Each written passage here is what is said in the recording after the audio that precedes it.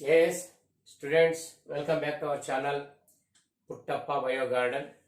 The fourth chapter, second year PC Biology, reproductive health.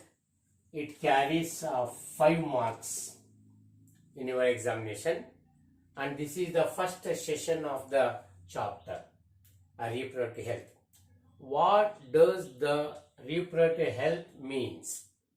So what does it mean? ಅದರ ಅರ್ಥ ಏನು ಅಂತ ನೋಡೋಣ ಬನ್ನಿ. ರಿಪ್ರೊಡಕ್ಟಿವ್ ಹೆಲ್ತ್ ಅಂದ್ರೆ ಏನು ಅಂತ ಸ್ವಲ್ಪ ಜನರಲ್ ಡಿಸ್ಕಷನ್ ಒಂದು ಈ ಪೀರಿಯಡ್ ಅಲ್ಲಿ ನಡಿಬಹುದು ಅನ್ಸುತ್ತೆ ನನಗೆ.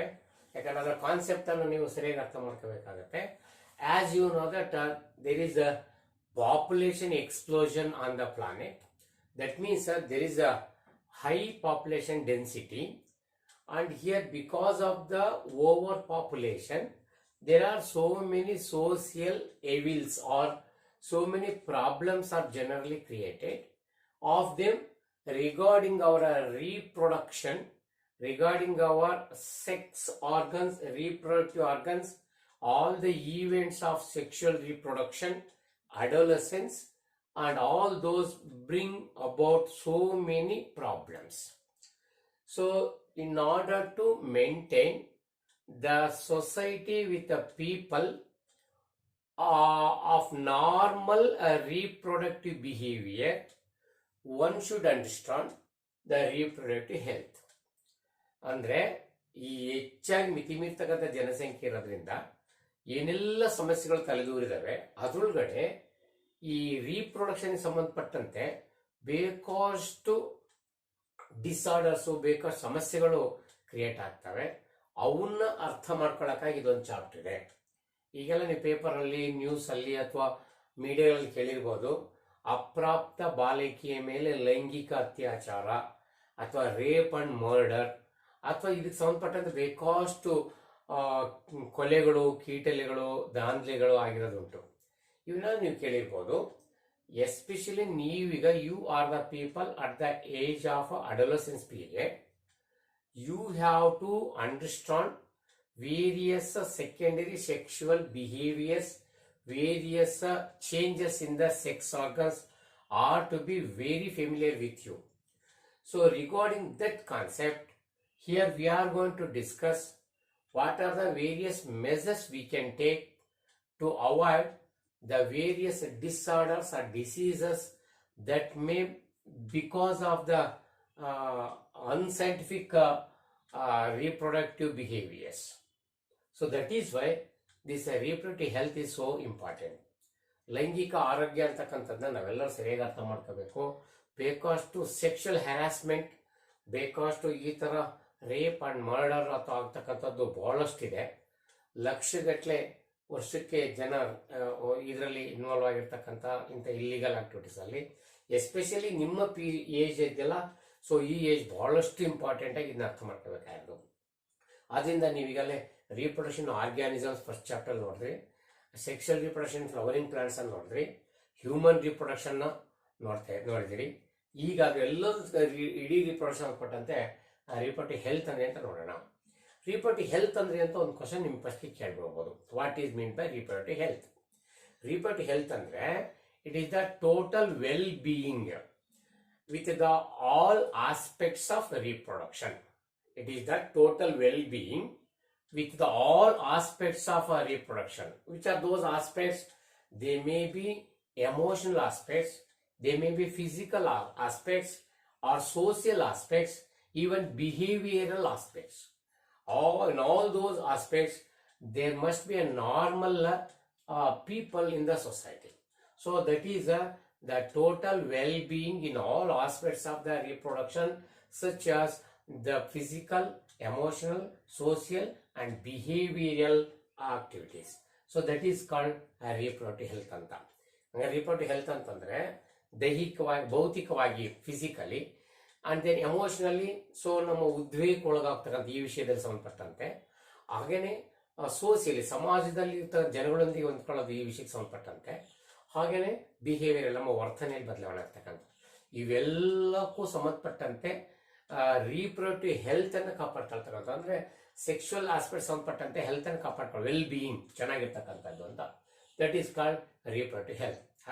How can I define that term reproductive health? the total well-being in all aspects of reproduction, like the physical, emotional, social, and behavioral aspects. So that is called reproductive health. What is reproductive healthy society? Reproductively healthy society ಅಂದ್ರೆ ಏನು? The society in which the peoples are normal in their all aspects of sexual reproduction. So the people with a normal behavior in all aspects of sex organs and emotional behaviors with respect to the sexual attitude. So that society with a normal behavior of the people with respect to all aspects of sex organs, adolescence, and the sexual behavior is referred as the reproductively healthy society. Okay. Then what is family planning? ನೋಡಿ ಏನೇನಿದೆ ಅಂತ ನಾವೀಗ reproductive health ಅಂದ್ರೆ ಅಂತ ನೋಡ್ಕೊಂಡ್ವಿ, reproductively healthy society ಅಂದ್ರೆ ಅಂತ ನೋಡಿದ್ವಿ. Okay, ಹಾಗೇನೆ ವಾಟ್ ಈಸ್ ಫ್ಯಾಮಿಲಿ ಪ್ಲಾನಿಂಗ್ ಅಂತ ಒಂದು ಪದನೂ ಕೂಡ ಕೇಳ್ಬಿಡೋಣ. ಫ್ಯಾಮಿಲಿ ಪ್ಲಾನಿಂಗ್, ಸೊ ಫ್ಯಾಮಿಲಿ ಕುಟುಂಬ ಕಲ್ಯಾಣ ಯೋಜನೆ ಅಂತ ನೀವು ಕೇಳಿರ್ಬೋದು. ಓಕೆ, ಸೊ ಇದೇನು ಫ್ಯಾಮಿಲಿ ಪ್ಲಾನಿಂಗ್ ಅಂದ್ರೆ ಏನಂತ ನೋಡ್ಬಿಡೋಣ. Okay, so it is action plan and various programs that attain the reproductive health in the society, attain the reproductive health or attain the normal health in the reproduction with respect to reproduction. So family planning means various action plans and programs to attain the healthy, reproductively healthy society. So that is called the family planning. Various action plans and various programs that attain the normal health in a with respect to reproduction. So that is referred as a family planning. This family planning, first and foremost, it is initiated by our India. So that is very important thing. So in our India, it is initiated in 1951. Okay, so that is family planning. So ಇಡೀ ಪ್ರಪಂಚದಲ್ಲಿ ಪ್ರಪ್ರಥಮವಾಗಿ ಈ ಲೈಂಗಿಕ ಆರೋಗ್ಯದ ಬಗ್ಗೆ ಒಂದು action plan ಅನ್ನು ತಯಾರಿಸಿ ಅನೇಕ ಪ್ರೋಗ್ರಾಮ್ಗಳನ್ನ ಮಾಡಿಕೊಂಡು ಅದ್ರ ಮೂಲಕ ಸೆಕ್ಷುವಲ್ ಅವೇರ್ನೆಸ್ ಅನ್ನು ಮೂಡಿಸ್ತಕ್ಕಂಥದ್ದು, ರಿಪ್ರೊಡಕ್ಟಿವ್ ಹೆಲ್ದಿ ಅವೇರ್ನೆಸ್ ಅನ್ನು ಮೂಡಿಸ್ತಕ್ಕಂಥ ಕೆಲಸ ನಮ್ಮ ದೇಶ ಮಾಡುತ್ತೆ. ಸೊ ಅದು 1951 ಇದು ಸ್ಟಾರ್ಟ್ ಆಗಿರೋದು. ಇದು ಕೂಡ ಒಂದು ಕ್ವಶನ್ ನಿಮ್ಗೆ ಇರ್ಬೇಕು. ಎಲ್ಲ ಇವತ್ತೆಲ್ಲ ನಾನು ಹೇಳಿದಾಗೆ ತುಂಬಾ ಜನರಲ್ ಇರ್ತಕ್ಕಂಥದ್ದು ಅಂತ ನಿಮ್ಗೆ ಗೊತ್ತಿರಲಿ. And next, what are the various programs that are executed by our government, under which wing all these are executed. ಇದೆಲ್ಲದನ್ನು ನೋಡ್ತೀವಿ ನೀವೀಗ. ಇದಕ್ಕಾಗಿ ಒಂದು ದೊಡ್ಡ ವಿಭಾಗನೆ ನಮ್ಮಲ್ಲಿದೆ, ದಟ್ ಈಸ್ ಕಾಲ್ಡ್ RCH ಅಂತ ನೋಡಿ. RCH ನೋಡಿ, reproductive and child health care programs ಅಂತ. Reproductive and child health care programs ಅಂತ ಇದನ್ನ ಯಾವಾಗಲೂ ಕೂಡ ನೀವು ಸರಿ ಬಿಟ್ಕೊಳ್ಳಿ. RCH ಇದು ಸಂಪೂರ್ಣ ರಿಪ್ರೊಡಕ್ಟಿವ್ ಹೆಲ್ತ್ ಅನ್ನ ಮೂಡಿಸ್ಲಿಕ್ಕಾಗಿ, ಇದ್ರ ಬಗ್ಗೆ ಅವೇರ್ನೆಸ್ ಮೂಡಿಸ್ಲಿಕ್ಕಾಗಿ ಏನೇನೇನೆಲ್ಲ ಪ್ರೋಗ್ರಾಮ್ಸ್ ಹಾಕಬಹುದು ಅದೆಲ್ಲ ನಿರ್ವಹಿಸ್ತಕ್ಕಂಥದ್ದು RCH. ಸೊ ಹಾಗಾಗಿ RCH ನ ಏಮ್ಸ್ ಅಥವಾ ಅಬ್ಜೆಕ್ಟಿವ್ಸ್ ಏನಂತ ಒಂದು ಕ್ವಶನ್ ಕೇಳ್ತೀವಿ. ಸೊ ಏಮ್ಸ್ ಅಂಡ್ ಅಬ್ಜೆಕ್ಟಿವ್ಸ್ ಅನ್ನ ಒಂದು 5 ಮಾರ್ಕ್ಸ್ ತಗೊಂಡು ಕೂಡ ಕೇಳ್ಬೋದು. ಅವನ್ನ ನಾನು ನೋಟ್ ಮಾಡ್ಬಿಡ್ತೀನಿ. What are the various aims or objectives of reproductive and child health care programs? So that is the question that may in your examination. However, so far not 5 marks questions asked in this corner, especially RCH. Whatever it may be, so it is very important not only for board examination, CET, NEET also there. So that is why. So let me explain various objectives or aims of the RCH, the major tasks of RCH. Number 1, here I quoted, create awareness about various aspects of reproduction. ನೋಡಿ, ರೀಪ್ರೊಡಕ್ಷನ್ಗೆ ಸಂಬಂಧಪಟ್ಟಿರ್ತಕ್ಕಂಥ ಎಲ್ಲಾ ವಿಷಯಗಳ ಬಗ್ಗೆ ಅರಿವನ್ನು ಮೂಡಿಸ್ತಕ್ಕಂಥದ್ದು. Using AVA, using audio visual aids. Audio visual aids ಅಂದ್ರೆ ದೃಶ್ಯ ಮಾಧ್ಯಮ, ಶ್ರವಣ ಮಾಧ್ಯಮಗಳಿದಾವಲ್ಲ ಅವು. ಅಂದ್ರೆ ರೇಡಿಯೋ ಅಷ್ಟೇ ಆದ್ರೆ ರೇಡಿಯೋ ಕೇಳ್ಕೊಂತಿದ್ರೆ ಅದು ಆಡಿಯೋ.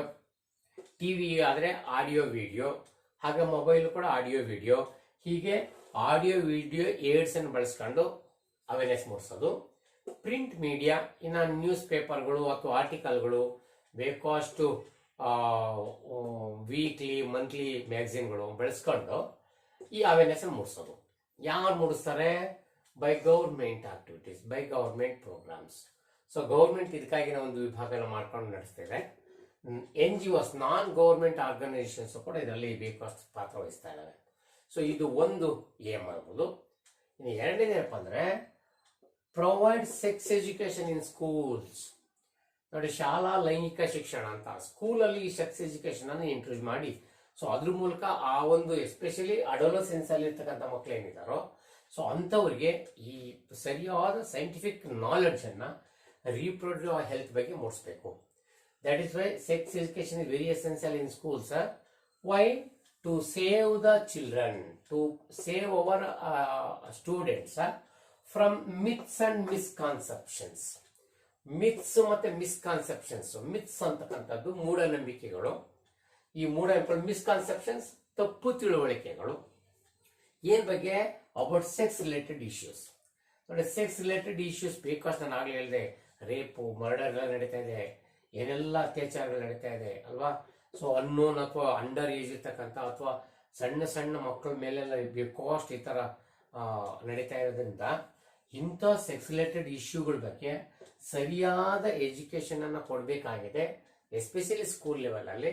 ಹಾಗಾಗಿ provide sex education at schools, ಇದು RCH ನ ಮತ್ತೊಂದು ಇಂಪಾರ್ಟೆಂಟ್ ಏಮ್.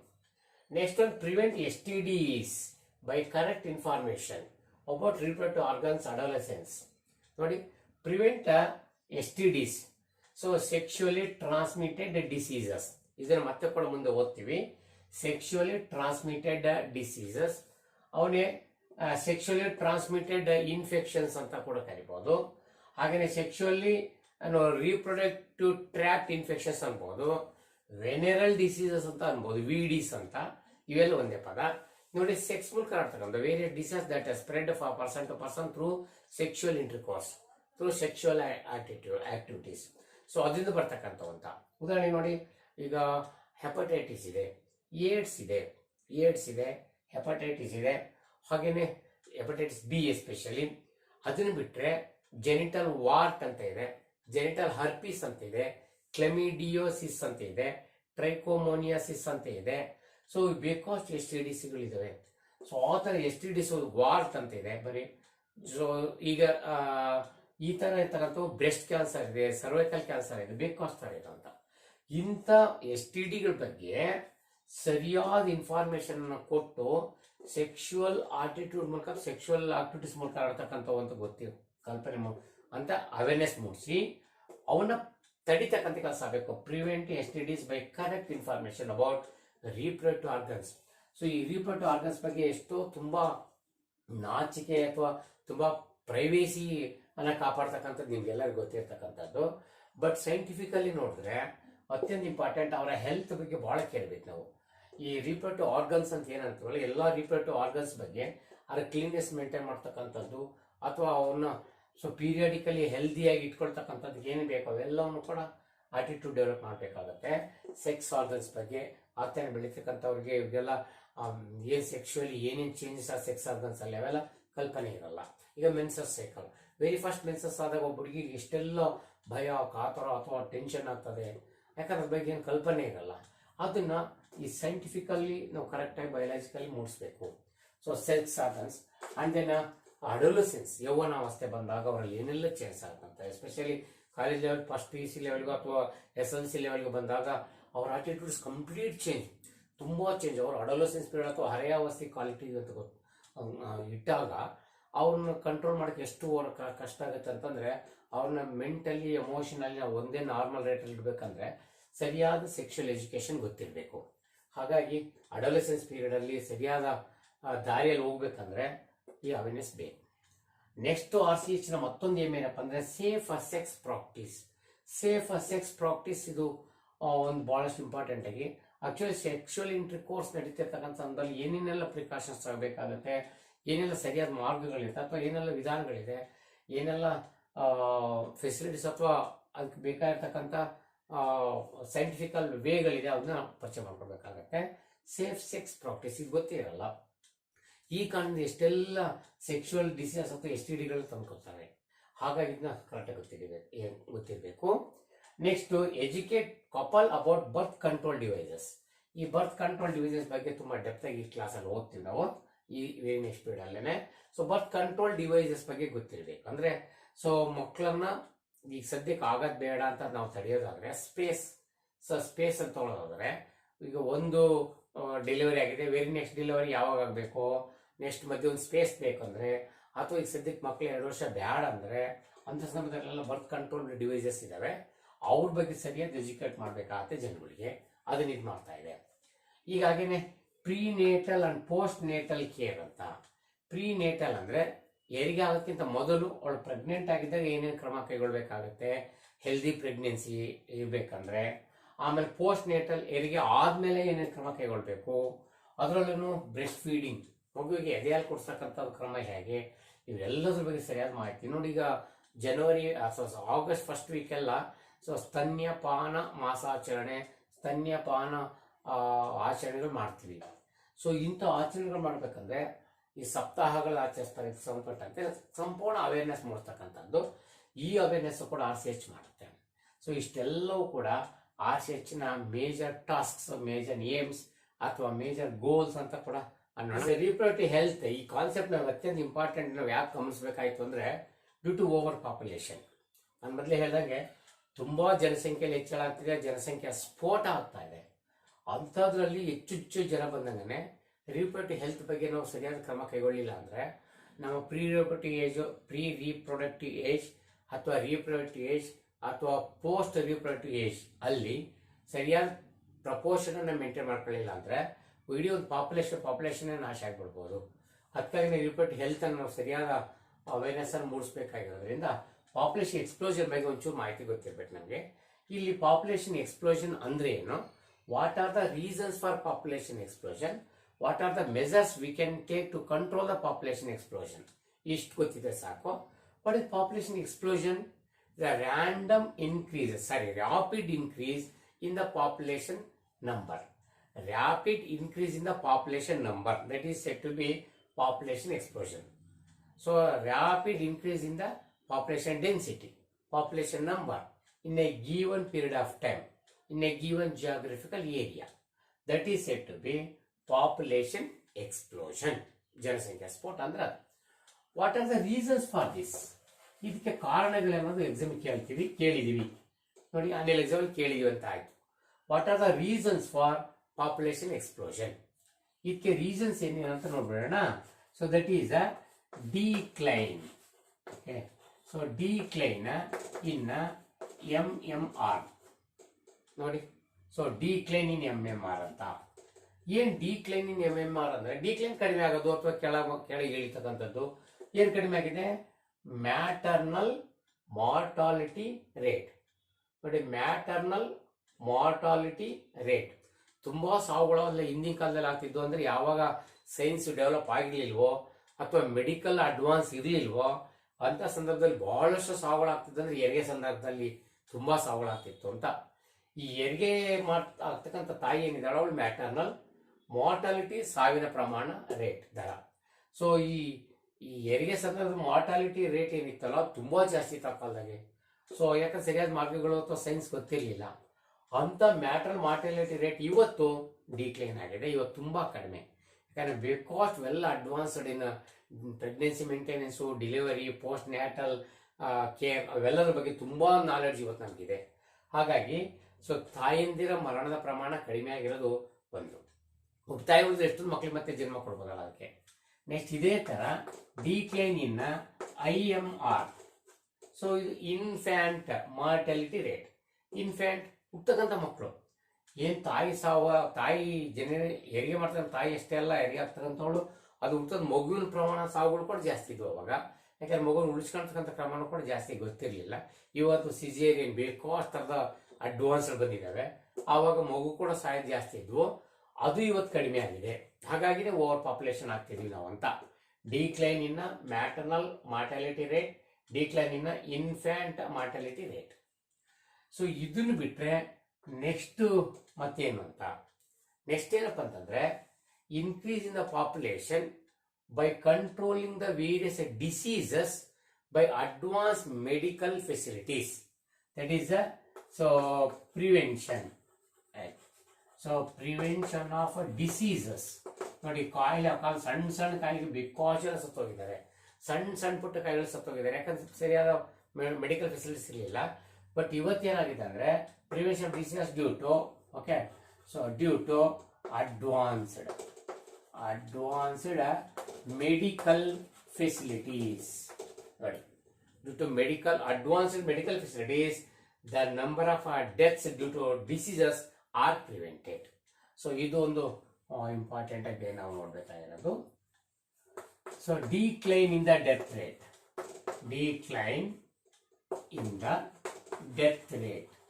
ಸೊ ಇವತ್ತು ಡೆತ್ ರೇಟ್ ತುಂಬಾ ಕಡಿಮೆ ಆಗಿದೆ.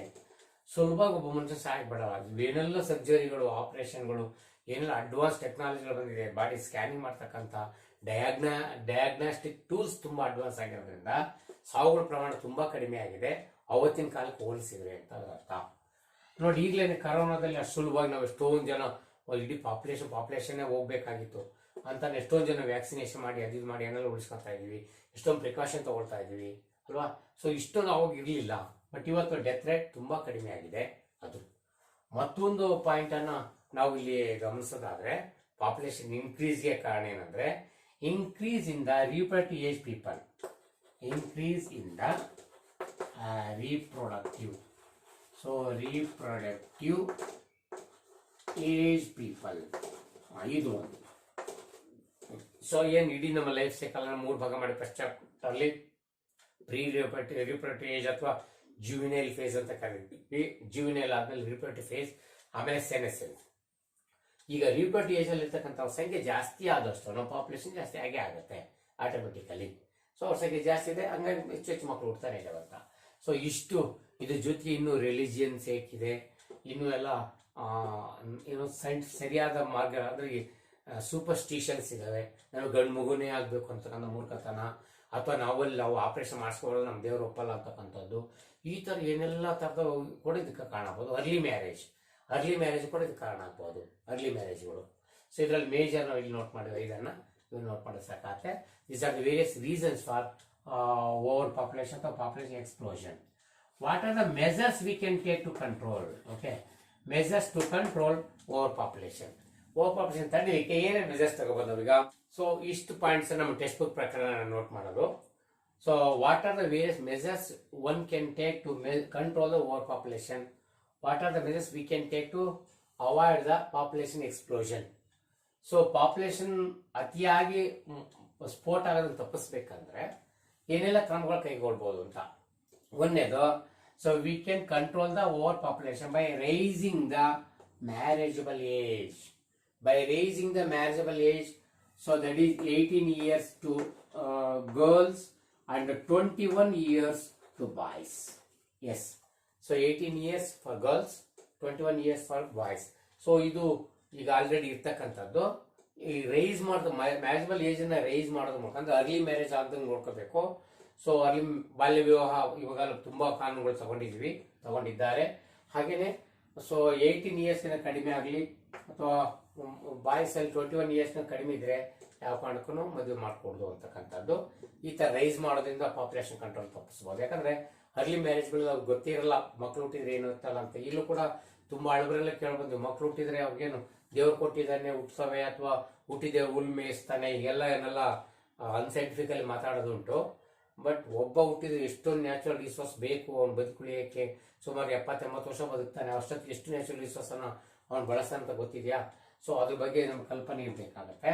ಹಾಗಾಗಿ ರೈಸಿಂಗ್ ದ ಮ್ಯಾರೇಜಬಲ್ ಏಜ್ ಒಂದು important point. Motivate to have small family norms. ಅಂದ್ರೆ ಸೊ ಚಿಕ್ಕ ಸಂಸಾರವನ್ನ ಉಳಿಸ್ಕೊಳ್ತಕ್ಕಂಥ ಚಿಕ್ಕ ಸಂಸಾರದ ಉಪಯೋಗಗಳು ಏನು ಅನ್ನೋದನ್ನ ಅವ್ರಿಗೆ ಮೋಟಿವೇಟ್ ಮಾಡಬೇಕು, ಅವ್ರಿಗೆ ಪ್ರಚಾರ ಮಾಡಬೇಕು. ನಾವು ಸಣ್ಣ ಫ್ಯಾಮಿಲಿನ ಉಳಿಸ್ಕೋಬೇಕು ಅಥವಾ ಸಣ್ಣ ಫ್ಯಾಮಿಲಿ ಇರಬೇಕು, ಚಿಕ್ಕ ಫ್ಯಾಮಿಲಿ ಚಿಕ್ಕ ಸಂಸಾರ ಚೊಕ್ಕ ಸಂಸಾರ ಅಂತಕ್ಕಂಥದ್ದು. ಸೊ ಅದರಿಂದ ಕಡಿಮೆ ಮಕ್ಕಳಿದ್ದಷ್ಟು ನಾವು ತುಂಬ ಕೇರ್ಫುಲ್ ಆಗಿ ಎಚ್ಚರಿಕೆಯಿಂದ ನೋಡ್ಕೋಬಹುದು, ಒಳ್ಳೆ ಎಜುಕೇಶನ್ ಕೊಡಿಸ್ಬೋದು ಅಂತಕ್ಕಂಥದ್ದು. So motivate to have small family norms, ಚಿಕ್ಕ ಚಿಕ್ಕ ಕುಟುಂಬಗಳು ಅಥವಾ ಕಡಿಮೆ ಮಕ್ಕಳನ್ನು ಉತ್ಪತ್ತಿ ಮಾಡ್ಕೊಳ್ತಕ್ಕಂಥದ್ದು ಮಾಡಬೇಕು ಅಂತ. ಅದೇ ಥರ by adapting one child norms, ನೋಡಿ ಇನ್ನೂ ನಿಮ್ಮ ಹೆಜ್ಜೆ ಮುಂದಕ್ಕೆ ಹೋಗಿ ಒಂದೇ ಮಗು, ನನ್ನ ಫ್ಯಾಮಿಲಿ ಒಂದೇ ಮಗು ಇರಂಗೆ ಅವ್ರಿಗೆ ಅಡಾಪ್ಟ್ ಮಾಡೋದನ್ನ ಹೇಳ್ಕೊಡ್ಬೇಕು ಅಂತ. ಅದೇ ಹೇಳ್ತೀವಲ್ಲ, ಮೊದಲೆಲ್ಲ ಹಮ್ ದೋ ಹಮಾರೆ ದೋ ಅಂತಿದ್ವಿ. ಇದಕ್ಕಿನ ಮೊದಲೆಲ್ಲ ಚಿಕ್ಕ ಸಂಸಾರ ಸುಖಕ್ಕೆ ಆಧಾರ ಅಂತಿದ್ವಿ. ಇನ್ನು ಆರತಿಗೊಬ್ಬ ಮಗಳು ಕೀರ್ತಿಗೊಬ್ಬ ಮಗ ಅಂತಿದ್ರು, ಅದೆಲ್ಲ ಬ್ಯಾಡ್ ಅಂತ ತೆಗೆದ್ಬಿಟ್ಟು ಡಿಫ್ರೆನ್ಸಿಯೇಟ್ ಮಾಡ್ತೀವಿ ಅಂತ. ಹಾಗಾಗಿ ಇವತ್ತು ನಾವು ಹಮ್ ದೋ ಹಮಾರೆ ದೋ ಅಂತಿದೆ ನಮ್ಮ slogan. It is a slogan, ನಾವಿಬ್ಬರು ನಮಗಿಬ್ಬರು ಅಂತಕ್ಕಂಥದ್ದು. ಅದ್ರ ಬಿಟ್ಟು ಒನ್ ಚೈಲ್ಡ್ ನಾರ್ಮಲ್ಲಿ ಹಮ್ ದೋ ಹಮಾರೆ ಏಕ್ ಅಲ್ಲಿ ಬರ್ಬೇಕು ನಾವು, ವಿ ಟು ಅವರ್ಸ್ ಒನ್ ಅಂತ. ಸೊ ಇಲ್ಲಿ ನಾವು ಈ ತರದ ಪ್ರಿನ್ಸಿಪಲ್ಗಳನ್ನ ಅಡಾಪ್ಟ್ ಮಾಡ್ಕೊಂಡ್ರೆ we can control the population ಅಂತ. And one more, by offering certain incentives to a small family, ಯಾರು ಒಂದೇ ಮಗುನ ಪಡ್ಕೊಂಡಿರ್ತಾರೋ ಅಥವಾ ಒಂದೇ ಹೆಣ್ಮಗು ಇರುತ್ತೋ ಅಥವಾ ಎರಡೇ ಮಕ್ಳು ಇರ್ತಾರೋ ಅವರಿಗೆ ಕೆಲವು ಇನ್ಸೆಂಟಿವ್ಸ್ನ ಆಫರ್ ಮಾಡ್ತಕ್ಕಂಥದ್ದು, ಕೆಲವು ಪರಿಹಾರಗಳನ್ನ ಅಥವಾ ಪ್ರೋತ್ಸಾಹ ಧನ ಅಂತೀವಲ್ಲ, ಈ ಪ್ರೋತ್ಸಾಹ ಧನವನ್ನು ಕೊಡ್ತಕ್ಕಂಥದ್ದು. ಈಗಲೂ ಕೂಡ ಪಿ ಪರ್ಸನಲ್ ಪೇ ಅಂತ ಗೌರ್ಮೆಂಟ್ ಎಂಪ್ಲಾಯೀಸ್ಗೆಲ್ಲ ಸರ್ಟನ್ ಅಮೌಂಟ್ ಕೊಡ್ತಾರೆ. ಎರಡೇ ಮಕ್ಳು ಮಾಡ್ಕೊಂಡಿದ್ರೆ, ಒಂದೇ ಹೆಣ್ಮಗು ಇದ್ರೆ ಇಡೀ ಗೌರ್ಮೆಂಟ್ ಅವ್ರನ್ನ ಇಡೀ ಓದಿಸ್ಲಿಕ್ಕೆ ಏನ್ ಬೇಕೋ ಎಲ್ಲ ವ್ಯವಸ್ಥೆ ಮಾಡ್ತಕ್ಕಂಥ ಅನೇಕ ಯೋಜನೆಗಳು ಕೂಡ ಇದ್ದಾವೆ. ಸೊ ಹೀಗಾಗಿ ಇನ್ಸೆಂಟಿವ್ಸ್, ಪರಿಹಾರದ ಪ್ರೋತ್ಸಾಹ ಧನ ಕೊಡೋದ್ರ ಮೂಲಕ ನಾವು ಎನ್ಕರೇಜ್ ಮಾಡಬಹುದು. ಇವೆಲ್ಲವೂ ಕೂಡ ಮೆಜರ್ಸ್ ತಗೊಳ್ತಕ್ಕಂಥದ್ದು. ಸೊ ಅಂದ್ರೆ ನಾನು ಕಾಂಜಿನೆಂಟಲ್ ಡಿಫೆಕ್ಟ್ಸ್, ಕಾಂಜಿನೆಂಟಲ್ ಡಿಫೆಕ್ಟ್ಸ್ ಅಂದ್ರೆ ವಂಶ ಪಾರಂಪರ್ಯ ಬರ್ತಕ್ಕಂಥ congenital defects. So we can detect the congenital defects or ವಂಶ ಪಾರಂಪರ್ಯ ಬರ್ತಕ್ಕಂಥ ಏನೋ ಸಮಸ್ಯೆಗಳಿದೆ, ಕೈ ಇಲ್ಲ, ಕಾಲು ಇಲ್ಲ, ಅಥವಾ ಆವಿನಂತ ಬಾಲ ಇದೆ, ಅಥವಾ ತಲೆ ಮೇಲೆ ಒಂದು ಕಣ್ಣು ಐತೆ ಅಂತಲೋ, ಅಥವಾ ಬೆನ್ ಮೇಲೆ ಒಂದು ಕೈ ಹುಟ್ಟಿದೆ ಅಂತ ಹಿಂಗೇನೋ ಅನ್ಬೋದಲ್ವಾ. ಈ ತರ ಕಾಂಜಿನೆಂಟಲ್ ಡಿಫೆಕ್ಟ್ಸ್ ಇದ್ರೆ ಅದನ್ನ ಪತ್ತೆ ಹಚ್ಚಕ್ಕಾಗತ್ತೆ. ಇದು ಒಂದೇ ಪ್ರಾಬ್ಲಮ್. ಇನ್ನು ಎರಡನೇ ಪ್ರಾಬ್ಲಮ್ ಏನಪ್ಪಾ, ಇದು ಡಿಸ್ಅಡ್ವಾಂಟೇಜ್ ಅಥವಾ ಉಪಯೋಗ ಅಂದ್ರೆ ಇದ್ರಲ್ಲಿ ಏನಾಗುತ್ತಂದ್ರೆ, ಬೈ ಚಾನ್ಸ್ ಹಾಗೇನೋ ಡಿಸಾರ್ಡರ್ ಇದ್ರೆ ಅದನ್ನ ನಾವು ಅಬಾರ್ಷನ್ ಮಾಡ್ಬೋದು ಪರ್ಮಿಷನ್ ತಗೊಂಡು. ಸುಮ್ಮನೆ ಮಾಡಕ್ ಬರಲ್ಲ, ಅದಕ್ಕೆ ಸರಿಯಾದ ಬೇಸ್ ಇರ್ಬೇಕಾಗುತ್ತೆ, ಸುಮ್ಮನೆ ಎವಿಡೆನ್ಸ್ ಇಲ್ಲ ಮಾಡಕ್ ಬರಲ್ಲ ಅಂತ. ಸೊ ಹಾಗಾಗಿ ಅದನ್ನೇ ಬಹಳಷ್ಟು ಇಂಪಾರ್ಟೆಂಟ್ ಆಗಿ. ಮಿಸ್ಯೂಸ್ ಏನಪ್ಪಾ ಅಂದ್ರೆ, ಇದೇ ಬಹಳಷ್ಟು ಇಂಪಾರ್ಟೆಂಟ್ ನಮ್ಗೆ ಎಕ್ಸಾಮ್ ಕೇಳೋದು. What is amniocentesis, how is it misused ಅಂತನೋ, ವಾಟ್ ಆರ್ ಇಟ್ಸ್ ಡಿಸ್ಅಡ್ವಾಂಟೇಜ್ ಅಂತ ಕೇಳ್ಬೋದು. So why it is banned in some countries, ಕೆಲವು ದೇಶದಲ್ಲಿ ಅಮ್ನಿಯೋಸೆಂಟಿಸ್ ಮಾಡಂಗಿಲ್ಲ ಅಂತ ಮಾಡಿದ್ದಾರೆ, ರೂಲ್ಸ್ ಬಂದಿದೆ ಅಂತ. ಯಾಕೆ ಇದನ್ನು ಬ್ಯಾನ್ ಮಾಡಿದ್ದಾರೆ ಅಂದ್ರೆ, because this is being misused. amniocentesis is being misused to kill the normal female fetus. ನೋಡಿ, ನಾರ್ಮಲ್. ಸೊ ಇಲ್ಲಿ ನಾರ್ಮಲ್ ಇದೆ, ಎಸ್, ನಾರ್ಮಲ್ ಫೀಮೇಲ್ ಫೀಟಸ್ ಅದು ಭಾಳ ಇಂಪಾರ್ಟೆಂಟ್. ನಾರ್ಮಲ್ ಯಾಕೆ ಬರ್ತೀವಿ ಅಂದ್ರೆ, ಚೆನ್ನಾಗಿರ್ತಕ್ಕಂಥ ಹೆಣ್ಣು ಭ್ರೂಣವನ್ನು ತೆಗೆಸ್ಬಿಡ್ತಾರೆ.